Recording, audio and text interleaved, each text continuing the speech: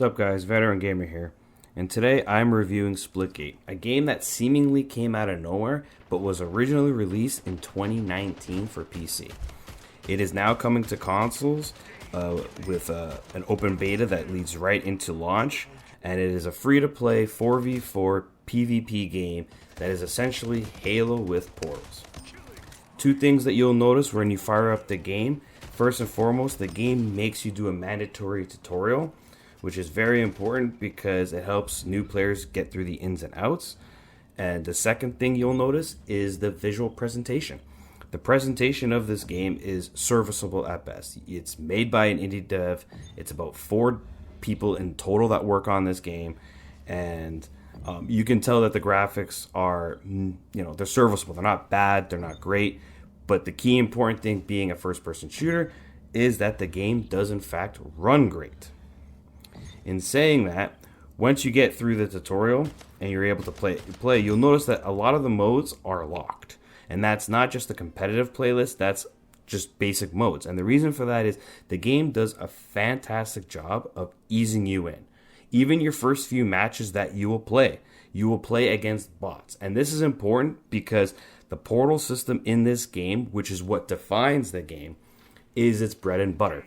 And I say that because the portals not only add a very nice dynamic and give the game its identity, it allows for epic big brain plays. And if they throw you to the wolves with veteran players who've been playing the game for a while, who have the map knowledge, you are just going to get owned. And the idea of playing bots at first to get you into the speed of things, I think it's a great thing for this game because it took me a few matches to get going and really start utilizing the portals before you really see the potential of the plays that you can perform in this game.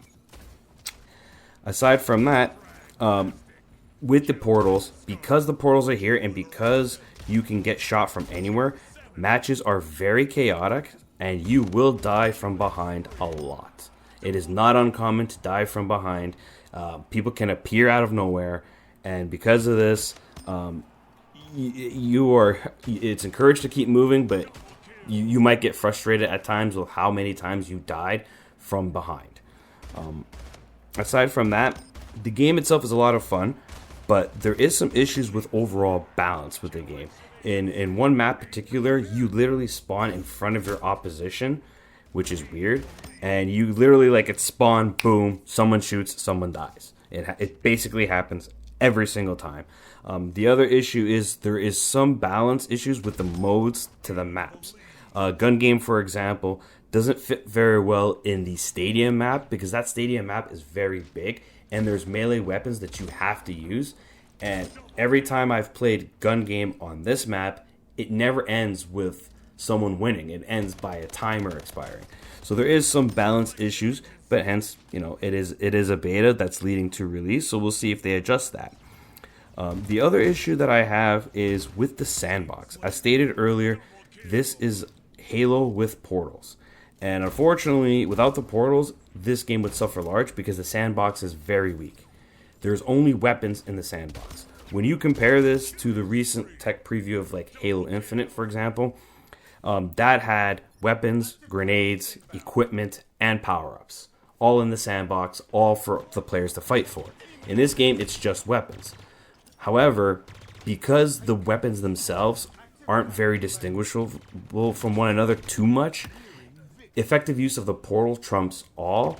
So you can literally play a match, never change your weapons, use the base weapons that they give you, but if you use the portals effectively, you can still dominate your games.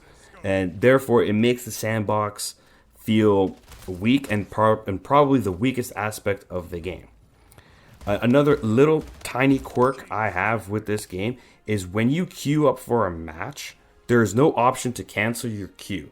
So if you forgot to add a game mode to your playlist or you want to remove one and you queue, you actually have to wait until the game puts you into the lobby. Then you have to exit the lobby just to make an adjustment to your queue playlist and then re-queue. You can't just be like, oh crap, I forgot, let me cancel and make that adjustment. It's a little quirk, nothing too fancy, but I did find it annoying at times.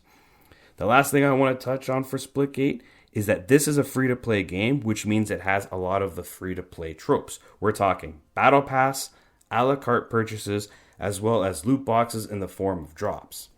The good thing about this is that everything that is purchasable is all cosmetic. It does not impact the gameplay, so it's completely optional, and you never feel like, oh, well, so-and-so paid X amount of money and they're better than me because of that. No, it doesn't work like that. Not in this game, which is fantastic. Overall, I think Splitgate is a game that everybody should try, especially while you're waiting for Halo to come out, for example. This is a game everybody should try. It's free to play. It's a lot of fun. Be patient if you're a slow learner, because it does take a little bit of time to get into the scheme with the portals. But overall, this is a blast. I can't remember how many times I've laughed playing this game, whether it's because of an epic play or an epic fail. This game is fantastic for that. I highly recommend people give this game a chance.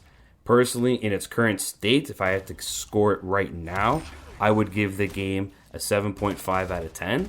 We'll see how it turns out when it officially launches in the month of August, provided it doesn't get delayed.